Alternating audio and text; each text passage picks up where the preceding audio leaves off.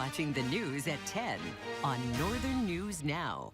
Good evening, I'm Dan Wolf. Thanks for joining us. Months after the Biden administration dealt a death blow to Twin Metals' plans for a copper nickel mine in northern Minnesota, today it was the project formerly known as PolyMet's turn. The U.S. Army Corps of Engineers late today revoked a permit for the proposed NorthMet mine, previously known as PolyMet.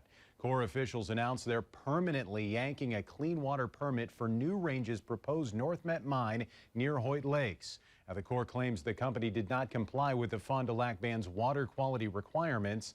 In 2019, the Army Corps of Engineers granted the permit, but then suspended it in 2021 at the request of the EPA. Today, they revoked it for good. New Range will now have to submit a new permit application. A reaction to the decision has been swift, with both celebration and outrage.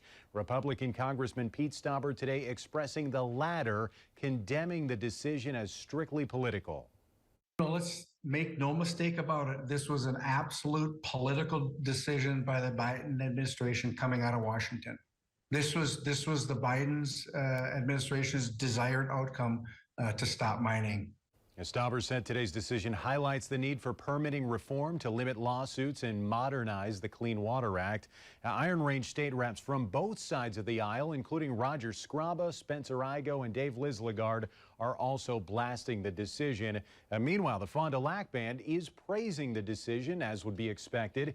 In a statement, the band says pulling the permit validates their concerns about the project violating downstream water quality standards. They say it upholds the government's promise to the band under the 1854 treaty and protects their rights and resources. And we also reached out to New Range for a statement tonight. They said they will continue studying this decision that was handed down today and try to figure out a way to move forward. Stay with us as we continue covering this big story. We'll have much more reaction to the Army Corps' decision and what it means for the future of this plan to mine copper and nickel on the range tomorrow on Northern News Now. And you can also find reaction to the decision at northernnewsnow.com.